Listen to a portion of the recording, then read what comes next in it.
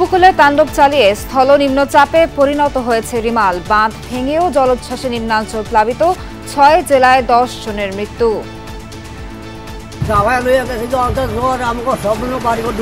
গরু ছাগল নিয়ে কেউ বাড়িতে উঠাতে পারে না। রাতে 10:30 11টা থেকে শুরু হয়েছে, সারা রাত চলেছে। বৃষ্টিতে তলিয়ে গেছে চট্টগ্রাম শহর, বিদ্যুৎ বিচ্ছিন্ন কক্সবাজার। সারা দেশে হালকা থেকে মাঝারি বৃষ্টিপাত অব্যাহত। হাঁটাচলা করতে পারতেছি না, অনেক পানি, অনেক কমের পানি, অনেক অর্ধেক শহর ডুবে গেছে। ডুবে যাওয়ার কারণে এমপি আনার হত্যা তদন্তে কলকাতার সঞ্জীবা গার্ডেনে ডিবির তদন্ত দল তৃতীয় দিনের মতো কাজ করছে কলকাতা পুলিশের সঙ্গে। ঘূর্ণিঝড়ে ক্ষতিগ্রস্তদের পাশে দাঁড়াতে জনপ্রতিনিধিদের নির্দেশ। ওবায়দুল কাদেরের পরিস্থিতি অনুকূলে এলে দুর্গত এলাকায় যাবেন প্রধানমন্ত্রী। নিজেদের অনিয়ম দুর্নীতির বিচার না করে তারেককে দেশে ফেরাতে ব্যস্ত সরকার। অভিযোগ বিএনপি নেতাদের চোরা কারবারি মাফিয়াদের এমপি বানিয়েছে আওয়ামী লীগ।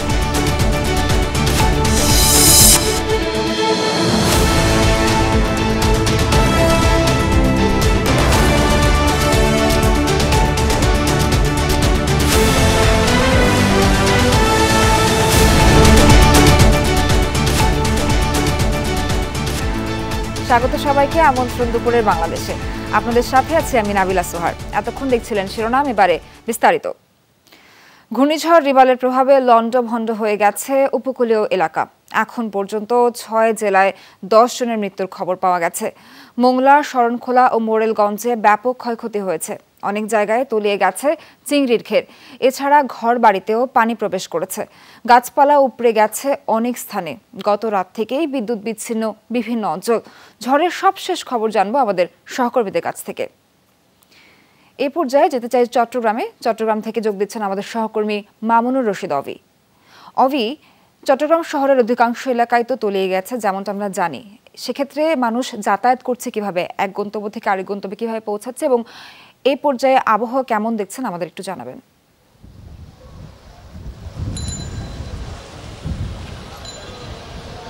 সোহার, সকাল থেকে কিন্তু একেবারে ভারী বৃষ্টি হচ্ছে এবং এখন কিছুটা বৃষ্টি কম, কিন্তু গুড়ি গুড়ি বৃষ্টি হচ্ছে। এর ফলে কিন্তু আমরা দেখেছি, আমি এখন নিশ্চয়ই একটি দেখতে পাচ্ছেন যে একদম পুরো সড়ক জুড়ে কিন্তু কোমর সমান পানি আমরা দেখতে পাচ্ছি, একেবারেই প্রত্যেকটি সড়ক। এবং যদি বলি যে আগ্রাবাদ, প্রবর্তক, বহদ্দারহাট, মুরাদপুর, জেইসি, হালিশহর সহ যে সমস্ত নিম্নাঞ্চল এলাকাগুলো রয়েছে, প্রত্যেকটি এলাকা কিন্তু পানিতে টইটুম্বুর। বাসাবাড়ি থেকে শুরু করে দোকানপাট, সড়ক, সব জায়গায় কিন্তু একেবারে পানিতে তলিয়ে গেছে। এবং মানুষের যে দুর্ভোগ, তারা সকালে অফিসে যাওয়ার জন্য যারা বের হচ্ছেন, তারা আসলে গাড়ি পাচ্ছেন না, এক। এরপরে দ্বিতীয়ত হচ্ছে সড়কের মধ্যে অনেক বেশি পানি হওয়ার কারণে কিন্তু তারা পানি ডিঙিয়ে যে অফিসে যাবেন সেই উপায়ও নেই তাদের।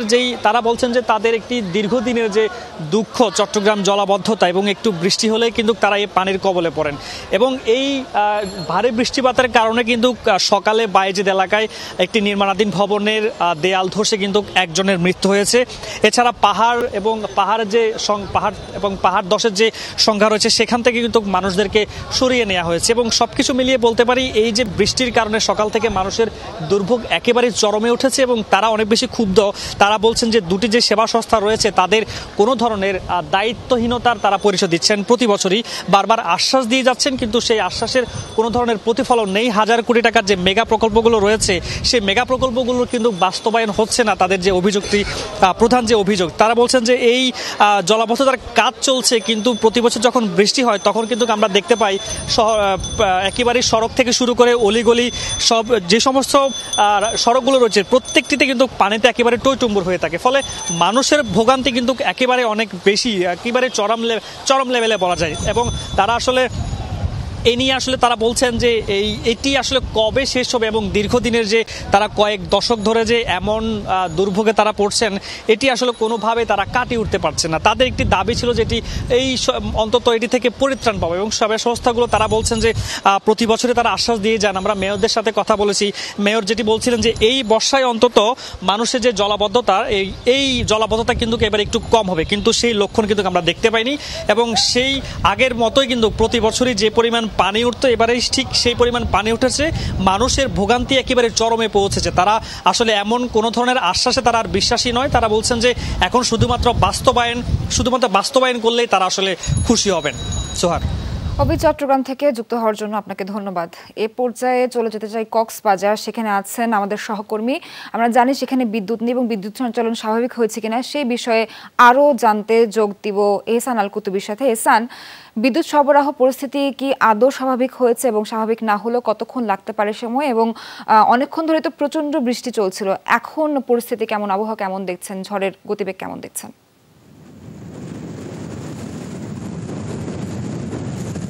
প্রচণ্ড বাতাস, একটু আগে প্রচণ্ড বৃষ্টি ছিল, এখন প্রচণ্ড বাতাসের জন্য একেবারে দাঁড়ানো যাচ্ছে না। আপনার কথা ভালোভাবে বুঝতেছিলাম না, তারপরেও মোটামুটি কিছুটা অনুমান করতে পেরেছি, কিছুটা শুনতে পেরেছি।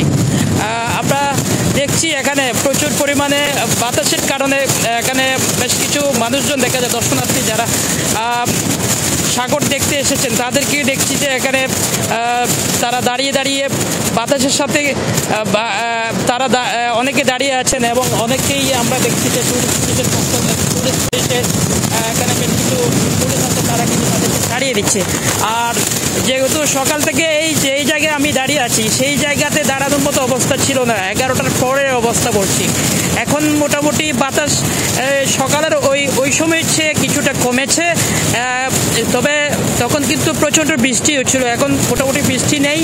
এমনি কক্সবাজারে আজ ঘন্টা দুয়েক আগে থেকে কিন্তু বিদ্যুৎ এসেছে। গতকাল মধ্যরাত থেকে বিদ্যুৎ ছিল না, একেবারে 12টা 1টা পর্যন্ত। এখন মোটামুটি বিদ্যুৎ আসছে, মোটামুটি সব কিছু স্বাভাবিক হচ্ছে। আর যারা আশ্রয় কেন্দ্রে আসছিল, গতকালকে আমরা দেখিয়েছিলাম সন্ধ্যার দিকে যারা আশ্রয় কেন্দ্রে আসছিল তারা কিন্তু আশ্রয় কেন্দ্র থেকে বাড়ি থেকে রওনা দিচ্ছে, অর্থাৎ বাড়ি ফিরছে। যেহেতু সতর্ক সংকেতে চলে আসছে, মহাবিপদ সংকেত থেকে, সেই জন্য কিন্তু তারা কিন্তু বাড়ি ফিরেছে। আর আজকেও কিন্তু একইভাবে ইন্দ্রাঞ্চল প্লাবিত হয়েছে। ধন্যবাদ প্রবীর আপনাকে। সহকর্মী প্রবীর যুক্ত ছিলেন আমাদের সঙ্গে কক্সবাজার থেকে। শক্তি হারিয়ে স্থল নিম্নচাপে পরিণত হয়েছে প্রবল ঘূর্ণিঝড় রিমাল। বিকেল নাগাদ এটি বৃষ্টি ঝরিয়ে স্থলভাগে শান্ত হবে। গতকাল সন্ধ্যা 6টায় আঘাত হানার পর রিমাল রাতভর তাণ্ডব চালিয়েছে উপকূলে। ঘূর্ণিঝড়ে এখন পর্যন্ত প্রাণ গেছে 10 জনের।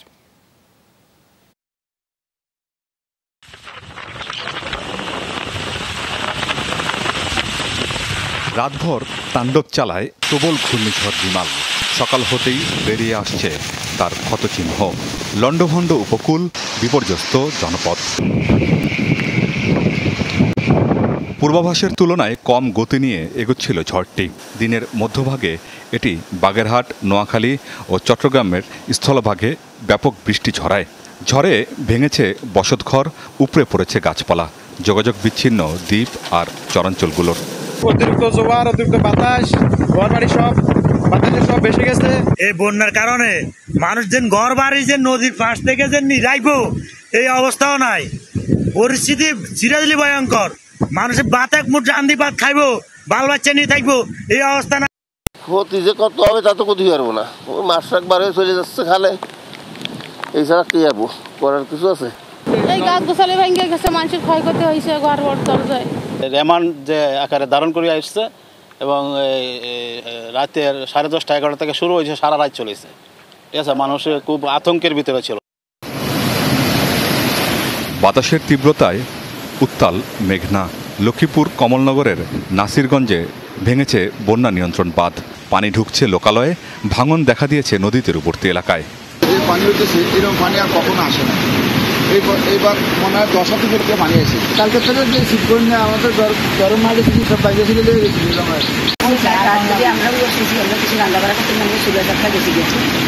ঝড়ে লন্ডভন্ড সুন্দরবন সংলগ্ন সাতক্ষীরা উপকূল। বেশ কয়েক জায়গায় উপড়ে পড়েছে গাছ, ক্ষতিগ্রস্ত কাঁচা বাড়ি আর ফসলের ক্ষেত। এছাড়াও পটুয়াখালী, বরগুনা, ঝালকাঠি, পিরোজপুর আর ভোলায় ঝড়ে ব্যাপক জানমালের ক্ষয়ক্ষতি হয়েছে। রিমালের প্রভাবে বিদ্যুৎ বিচ্ছিন্ন হয়ে পড়ে পর্যটন নগরী কক্সবাজার। ক্যাটাগরি 2 সাইক্লোন রিমালের আঘাতে প্রাণহানিও হয়েছে। বরিশাল শহরে বহুতল ভবনের দেয়াল ধসে, চট্টগ্রামের বাইজিদে দেয়াল চাপায়, ভোলায় ঘর চাপায়, আর পটুয়াখালী ও সাতক্ষীরায় পানিতে ডুবে প্রাণ গেছে দুর্গতদের। 3:40 মিনিটে পাশের নুরুবাইয়ের বিল্ডিং এর 4 তলার ওয়াল ভাঙ্গিয়া পড়া দোকান পাশাই পড়া 2 জন লোক মারা গেছে, একজন আহত আছে। মারা গেছে 2 জন, মালিকও মারা গেছে, স্টাফ মারা গেছে, এবং তারপরে আরেকজন অবস্থা খারাপ, তারা ঢাকা ট্রান্সফার করে দিয়েছে। দুর্যোগ ও ত্রাণ মন্ত্রণালয়ের হিসাবে ঝড়ের সময় সাইক্লোন শেল্টারে আশ্রয় নিয়েছে প্রায় 8 লাখ মানুষ। বন্ধ রয়েছে শিক্ষা প্রতিষ্ঠান।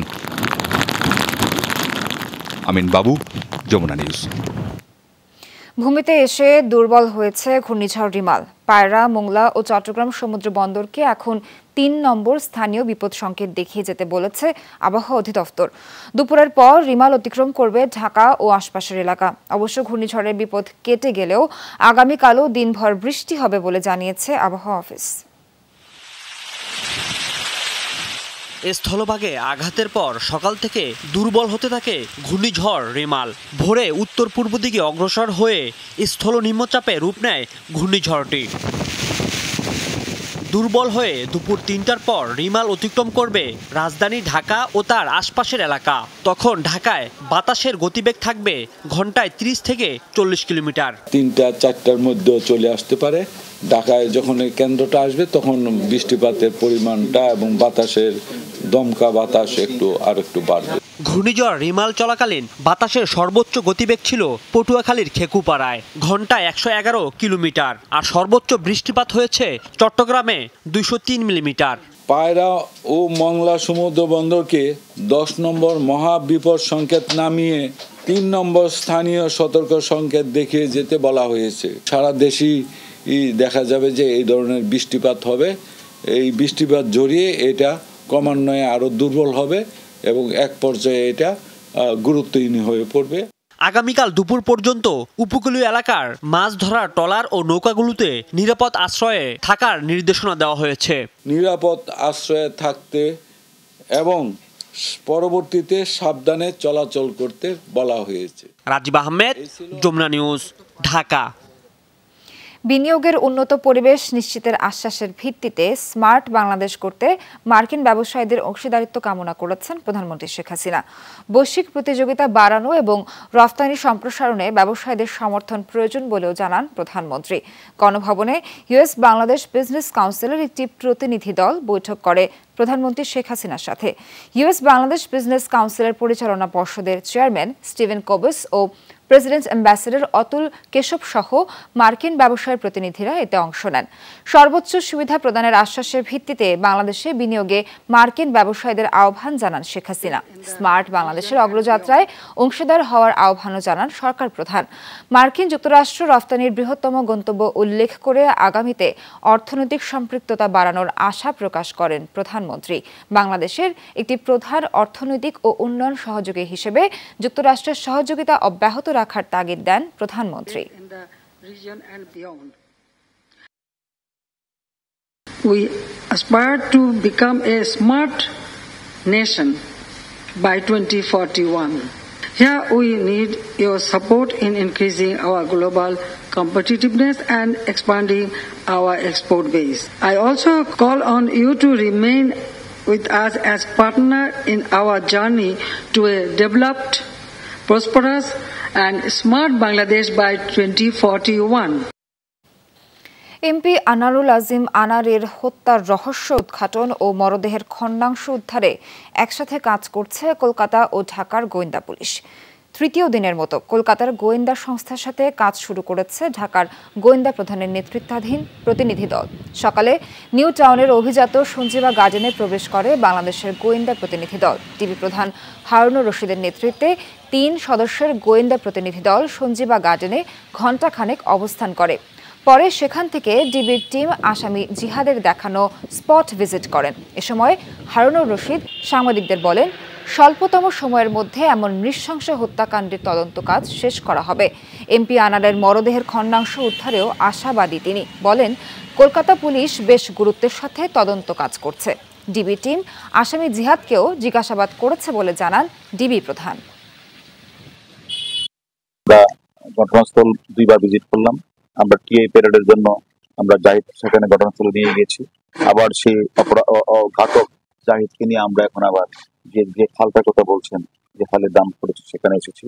সেই খালটা আমরা ভিজিট করছি। আমরা ইন্ডিয়ান পুলিশ আমাদেরকে নিয়ে এসেছি।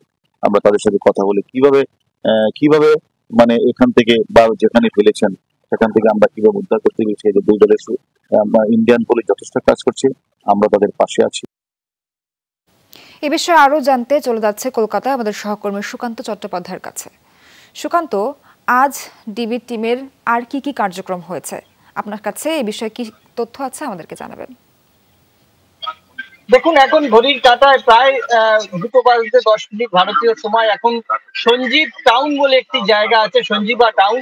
সেখানে কিন্তু ডিবির প্রধান এবং তার সঙ্গে যে তদন্তকারী দলগুলি রয়েছে তারা রয়েছেন। এখানে কি কারণে এসেছেন যদিও সেটা পরিষ্কার নয়, তবে এই যে সঞ্জীবা গার্ডেনের ঠিক নিকটেই কিন্তু যে সুতলিয়া খাল, যেখানে তার দেহাংশ ফেলা হয়েছে বলে জানা গিয়েছিল, সেখানেও কিন্তু তল্লাশি অভিযান চলেছে গতকাল পর্যন্ত। কিন্তু আজকে প্রতিকূল পরিস্থিতি অর্থাৎ যে রুমেলা ঝড়ের কারণে কিন্তু আজকে সকাল থেকে কিন্তু কোনো জায়গাতেই কিন্তু তল্লাশি অভিযান হয়নি। তবে ডিবি প্রধান কিন্তু কৃষ্ণমাটির যে খাল রয়েছে সেখানে এবং সুতুলিয়া দুটি জায়গায় কিন্তু তারা এসে পরিদর্শন করেন, যেখানে যেখানে তার এমপির দেহাংশ নিক্ষেপ করা হয়েছে বলে তথ্য পাওয়া গেছে।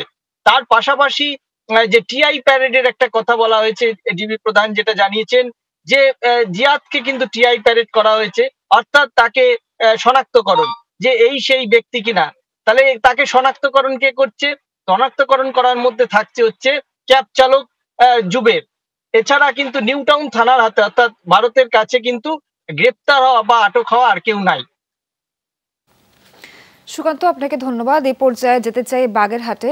ঘূর্ণিঝড় রিমালের প্রভাবে প্রচন্ডভাবে লণ্ডভণ্ড হয়ে গেছে উপকূলীয় এলাকা এবং বাগেরহাটের মোংলা বন্দরে আছেন আমাদের সহকর্মী প্রবীর বিশ্বাস। প্রবীর, ঝড়ের প্রভাবে যে প্রচন্ড বৃষ্টি হচ্ছিল তা কি কিছুটা কমেছে? এই মুহূর্তে আপনি সবশেষ ক্ষয়ক্ষতির কি তথ্য আমাদেরকে জানাতে পারবেন? প্রথমত হচ্ছে ঝড়ের যে প্রাদুর্ভাব ঝড় সেটি কিন্তু এখনও কমেনি। এখনও সেই ঝড়টি আছে যে ঝড়টি গতকাল রাত 10টা থেকে এতদ অঞ্চলে শুরু হয়েছিল, অর্থাৎ প্রচণ্ড দমকা হওয়ার সাথে বৃষ্টি, একই সাথে নদীর যে জোয়ার ভাটার যে তারতম্য অর্থাৎ পানির উচ্চতা বৃদ্ধি সেটি কিন্তু এখনও রয়েছে এবং এতটাই যে পানিটা তার কিনারে এতটাই চাপ দিচ্ছে। আপনাকে যদি একটু দেখাই যে বিভিন্ন জায়গায় এমন করে নদীর কিনারটা ভেঙে পড়ছে। তবে যে সমস্ত নিম্নাঞ্চল এলাকা সেই অঞ্চলে বেড়িবাঁধগুলো ওভারফ্লো হয়ে পানি ঢুকছে। একইভাবে কোনো জায়গায় বেড়িবাঁধ যেসব জায়গায় নাজুক রয়েছে সেসব জায়গায় বেড়িবাঁধ ভেঙে লোকালয়ে পানি ঢুকেছে। এর ফলে লোকালয়ের মানুষের যে সমস্ত সম্পদাদি রয়েছে সেগুলো বিনষ্ট হয়েছে প্রতিবারই। এমন ঝড়ে আমরা দেখতে পাই বিশেষ করে তাদের যে গবাদি পশু, তাদের বিভিন্ন ফসল, ঘরের বিভিন্ন আসবাবপত্র, পুকুরের মাছ এবং এর সাথে চিংড়ি। কারণ আপনি জানেন যে এই অঞ্চল বিশেষ করে খুলনা, বাগেরহাট, সাতক্ষীরা এই অঞ্চলে প্রচুর পরিমাণ চিংড়ি চাষ হয় এবং এই ধরনের যে প্রাকৃতিক দুর্যোগ বিশেষ করে এই ঘূর্ণিঝড় তাদের একেবারেই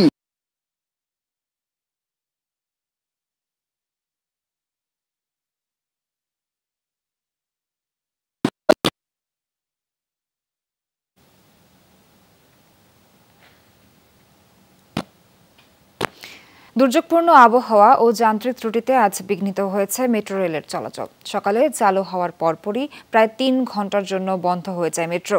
পরে ত্রুটি সারিয়ে 10:30 নাগাদ চলাচল শুরু হলেও স্বাভাবিকের চেয়ে লম্বা সময় বিরতি নিয়ে চলছে মেট্রো রেল। এতে গোটা দিন জুড়ে ভোগান্তি পোহাতে হচ্ছে যাত্রীদের। ঘূর্ণিঝড় রিমালের প্রভাব পড়েছে দেশব্যাপী। নগরীতে ভোর থেকে হঠাৎ দমকা বাতাসের সাথে শুরু হয় ভারী বৃষ্টি। কিন্তু জীবিকার তাগিদে বাইরে বের হতে হয় কর্মজীবী মানুষকে। যে যার গন্তব্যে যাওয়ার জন্য বেছে নেন যানবাহন। দুর্যোগপূর্ণ আবহাওয়ায় মেট্রো রেল স্টেশনে গিয়ে বিপাকে পড়েন যাত্রীরা। যান্ত্রিক ত্রুটির কারণে হুট করে বন্ধ হয়ে যায় মেট্রো রেল। আমরা তো একটা সময় নিয়ে আসছি, আমরা কোনো অফিসে পৌঁছতে পারবো না, লেট হয়ে যাবে, আমাদের স্যালারি কাটবে। এই জবাব কে দিবে? মেট্রো রেল দিবে। আনসার্টেন কখন চালু হবে সেটাও বলতে পারছে না, কারণ আমাদেরকে কষ্ট করে আবার সেই বাসে দিতে হবে। আবার দেখা যাবে বাসে গেলে অনেক বেশি দেরি হয়ে যাবে। মেট্রো বন্ধ থাকায় সবচেয়ে বেশি বিপাকে পড়ে অফিসগামী যাত্রীরা। ট্রেনটা বন্ধ, কেন বন্ধ কেউ কিছু বলতে পারতেছে না। বাইরে তো বাসও নাই, মানে যাওয়ার মতো অবস্থায় নেই। মেট্রোতে তো চলাচল খুবই সুবিধাজনক, হুট করে অফ হয়ে গেলে তো আমাদের অনেক প্রবলেম হয়। এই বৃষ্টির দিনে এখনো না উবার আছে না কিছু আছে, কিছুই তো খুঁজে পাচ্ছি না। অফিস টাইমে ঠিক মতো যাওয়া যাচ্ছে না। এটা আগে মানুষকে জানানো উচিত ছিল। আমরা কার্ড করছি যারা এমআরটি পাস কার্ড বা অন্য যে কোনো কার্ড, সবগুলো মোবাইল নাম্বার দিয়ে রেজিস্ট্রেশন করা। ওইসব নাম্বারে একটা পুশ SMS দিলেও হতো যে আজকে এই মুহূর্তে মেট্রো রেল বন্ধ আছে। ভোর 7:34 বন্ধ হয় মেট্রো রেল চলাচল। কর্তৃপক্ষ জানায় পাওয়ার লাইনের সংযোগ জটিলতাই কারণ। যেখান থেকে ট্রেন পাওয়ার পায় ওটাতে পাওয়ার টিপ করার কারণে ট্রেন স্বাভাবিক বন্ধ আছে। যখন ট্রেন ওসিএস পাওয়ার টিপ নর্মাল হয়ে যাবে, ট্রেন চলাচল স্বাভাবিক থাকবে। দুর্যোগপূর্ণ আবহাওয়া ও যান্ত্রিক গোলযোগে প্রায় 3 ঘন্টা বন্ধ থাকার পর আবার শুরু হয় মেট্রো রেলের চলাচল। তবে আবারও বিপর্যয় এড়াতে স্বাভাবিকের চেয়ে বেশি সময় বিরতি নিয়ে চালানো হয় মেট্রো। লামিয়া তিথি, যমুনা নিউজ, ঢাকা। ঘূর্ণিঝড় রিমালে ক্ষতিগ্রস্ত মানুষের পাশে দাঁড়াতে জনপ্রতিনিধিদের নির্দেশ দিয়েছেন আওয়ামী লীগ সাধারণ সম্পাদক ওবায়দুল কাদের। জানিয়েছেন, প্রধানমন্ত্রী শেখ হাসিনা সার্বক্ষণিক ঘূর্ণিঝড়ের পরিস্থিতি মনিটর করছেন। সকালে ধানমন্ডিতে দলীয় প্রধানের রাজনৈতিক কার্যালয়ে সংবাদ সম্মেলন করেন ওবায়দুল কাদের। জানান, ঘূর্ণিঝড় পরিস্থিতি অনুকূলে এলে প্রধানমন্ত্রী ক্ষতিগ্রস্ত এলাকা পরিদর্শনে যাবেন। পরিস্থিতি স্বাভাবিক না হওয়া পর্যন্ত আওয়ামী লীগ ও অঙ্গ সংগঠনের নেতাকর্মীদের ক্ষতিগ্রস্ত মানুষের পাশে থাকার নির্দেশ দেন আওয়ামী লীগ সাধারণ সম্পাদক। বলেন, দেশের কোনো দুর্যোগে বিএনপি মানুষের পাশে দাঁড়ায় না। বিএনপি বিরোধী দল হিসেবে রাজনীতিতে ব্যর্থ বলেও মন্তব্য করেন তিনি। দাবি করেন, সাহায্যের নামে দলটি কেবল ফটো সেশন করে। সরকারি বিভিন্ন সংস্থার পাশাপাশি উপকূলবর্তী এলাকায় সংসদ সদস্য, জনগণ, জনপ্রতিনিধিগণ, বাংলাদেশ আওয়ামী লীগের নেতাকর্মীদের জনগণের পাশে থাকার জন্য নির্দেশনা প্রদান করা হবে। কলকাতায় এমপি আনারের হত্যার ঘটনা থেকেই বোঝা যায় চোরা কারবারি, মাফিয়া ও খুনিদের সংসদ সদস্য বানিয়েছে আওয়ামী লীগ। এমন মন্তব্য করেছেন বিএনপির সিনিয়র যুগ্ম মহাসচিব রিজভী আহমেদ। সকালে প্রেস ক্লাবে আয়োজিত মানববন্ধনে তিনি বলেন, টাকা পাচার করতে গিয়ে এখন নিজেদের মধ্যে হানাহানি খুনোখুনি করছে আওয়ামী লীগ। কলকাতায় এমপি হত্যার ঘটনা এরই প্রমাণ বলে মন্তব্য করেন রিজভী আহমেদ। এ সময় বিএনপির স্থায়ী কমিটির সদস্য নজরুল ইসলাম খান বলেন, গণতন্ত্র প্রতিষ্ঠার আন্দোলন বেগবান হয়েছে বলেই জনগণ ভোট দিতে চায় না, আর এই কারণেই তারেক রহমানের বিরুদ্ধে প্রধানমন্ত্রীর এত ক্ষোভ। দেশের ব্যাংক লুট, দ্রব্যমূল্যের ঊর্ধ্বগতি এবং দুর্নীতি ও অর্থ পাচার বন্ধ না করে সরকার তারেককে দেশে ফেরাতে উঠে পড়ে লেগেছে বলেও মন্তব্য করেন তিনি।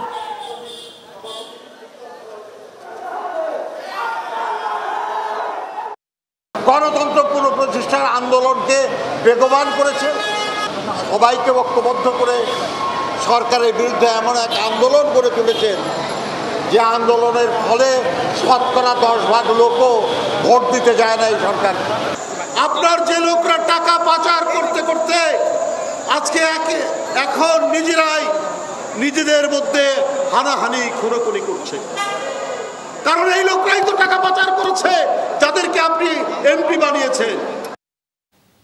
জনপ্রতিনিধিদের আয় বাড়বে, সেটি প্রত্যাশিত, তবে অস্বাভাবিক আয় বৃদ্ধি প্রত্যাশিত নয়, একথা বলেছেন টিআইবি নির্বাহী পরিচালক ডক্টর ইফতেখারুজ্জামান।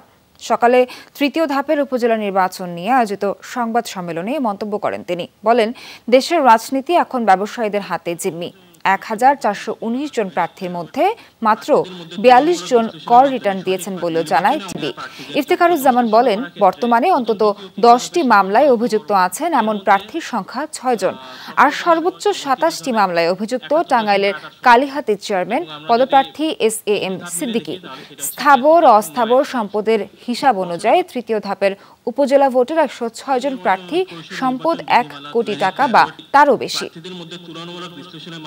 বৈধ উপায়ে আয় বৃদ্ধি হবে, সেটি স্বাভাবিক। আমরা সকলের আয় বৃদ্ধি হোক সেটা চাই, তার পাশার সাথে সাথে আয় বাড়বে সেটি প্রত্যাশিত। কিন্তু যে অস্বাভাবিকতা যখন দেখা যায় তখন প্রশ্নটা উত্থাপিত হয়। প্রায় 10% হারে অস্থাবর সম্পদ বৃদ্ধি হয়েছে, একইভাবে স্থাবর সম্পদেরও চিত্রটা তাই।